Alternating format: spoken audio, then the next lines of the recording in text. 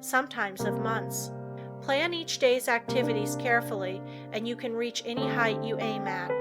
If each thing you do is done with concise and concentrated thought, you will be able to turn out an excellent quality and a large quantity of work.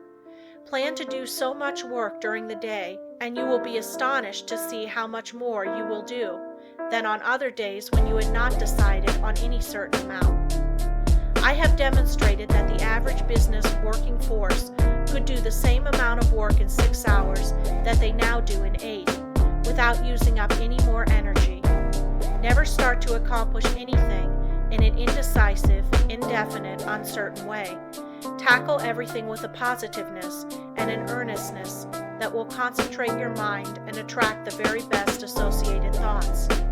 You will in a short time find that you will have extra time for planning bigger things.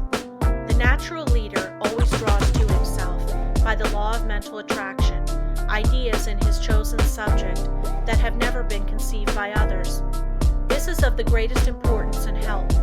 If you are properly trained, you benefit much by others' thoughts, and providing you generate from within yourself something of value, they will benefit from yours. We are heirs of all the ages, but we must know how to use our inheritance. The confident, pushing, hopeful, determined man influences all with whom he associates and inspires the same qualities in them. You feel that his is a safe example to follow, and he rouses the same force within you that is pushing him onward and upward. One seldom makes a success of anything that he goes at in a listless, spiritless way. To build up a business, you must see it expanding in your mind before it actually takes tangible shape. Every great task that has ever been accomplished has first been merely a vision in the mind of its creator. Detail after detail has had to be worked out in his mind from his first faint idea of the enterprise. Finally, a clear idea was formed, and then the accomplishment, which was only the material result of the mental concept, followed. The up-to-date businessman is not content to build only for the present, but is planning ahead. If he does not, he will fall behind his competitor, who is. What we are actually doing today was carefully thought out and planned by others in the past.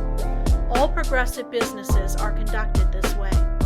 That is why the young businessman of today is likely to accomplish more in a few years than his father did in all his life. There is no reason why your work or business should fag you out. When it does, there is something wrong. You are attracting forces and influence that you should not, because you are not in harmony with what you are doing.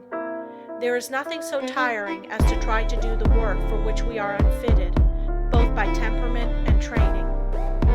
Each one should be engaged in a business that he loves. He should be furthering movements with which he is in sympathy. He will then only do his best work and take intense pleasure in his business.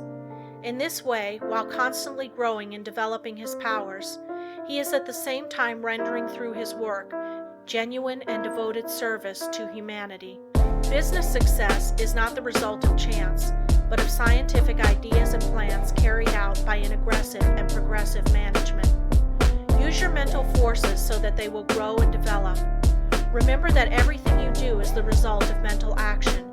Therefore, you can completely control your every action. Nothing is impossible for you. Don't be afraid to tackle a difficult proposition. Your success will depend upon the use you make of your mind. This is capable of wonderful development. See that you make full use of it, and not only develop yourself, but your associates. Try to broaden the visions of those with whom you come in contact, and you will broaden your own outlook of life. Are you afraid of responsibilities? In order for the individual soul to develop, you must have responsibilities. You must manifest the omnipotence of the law of supply.